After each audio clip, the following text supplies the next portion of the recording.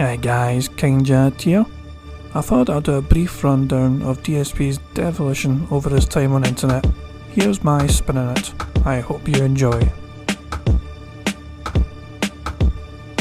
So back in 2007, Phil Burnell was 25, and that is when Darksyde Phil's YouTube channel first went live.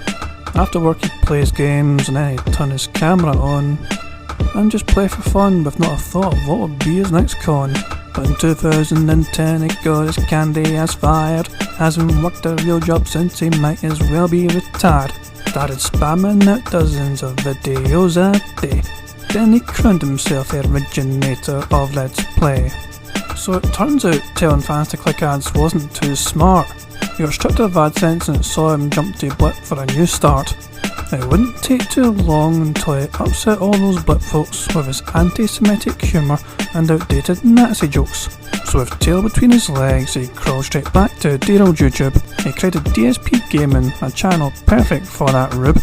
Got partnered with Machinima on their contracts based on reviews which saw him turbocharge his uploads like he was gassing the Jews. Those were the gravy train days, and the king of fate was feeling regal as he hooked up with a teenager who was barely fucking legal. He cleared all his old debts and he started trying to think towards his future, which would see him turn into YouTube's most pathetic moocher. He fled across country to abandon family and friends. Those bridges he has burned, it's far too late to make amends. He made slight upgrades to his content, but his toxicity just grew.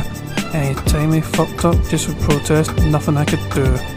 His contract changed to suit the times, but Phil would not evolve. All his failures in their life he would personally just absolve. 2015 was a year that things all began to spiral. They struck him all at once to make his YouTube growth antiviral. He got hit by DDoS attacks, and he got swatted by the cops.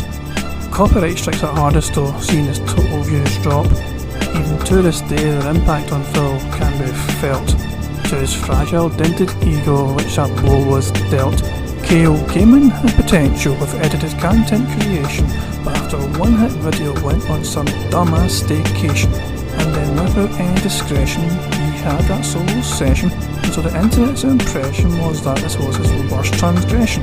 Machinima dumped his ass, and Liana followed suit, so they turned to Twitch to beg his fans well in disrepute.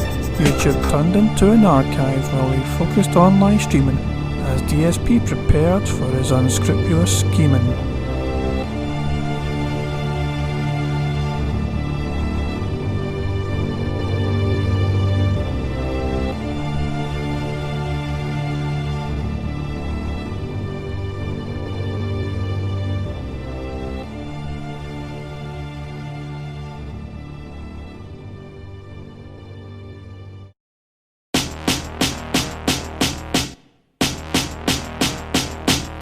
The fan support was vital so that Phil could save the house, but instead he used up those funds to move in his future spouse. Was the first of many secrets Phil would keep from loyal fans, and no questions were allowed in chat which would result in bans. The detractors were the enemy, were criminals and thieves, as our videos were what the common YouTuber believes. So he begged and begged and begged some more, emergencies galore, never mattered how much fans would give, would always ask for more. So Phil announced a plan to visit home to see his folks, but it really was a plot to pull off and cheap wedding hopes.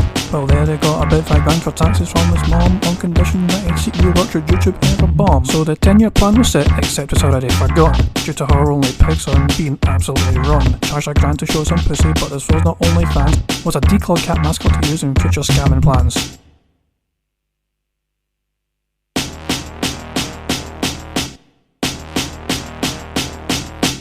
Phil had hit a ceiling on the day he could accrue, and he had to declare bankruptcy just so he could pull through.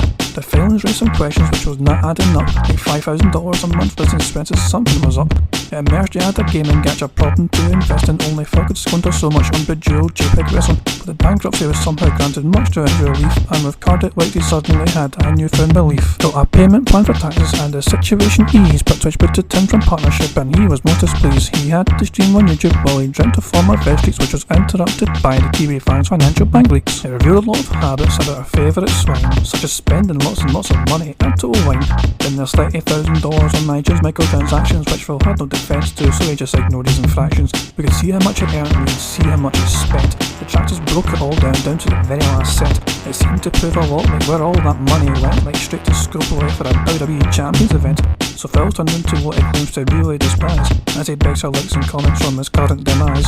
But the truth is out, he spends it faster than he can earn. Live within your means is something he could never ever learn.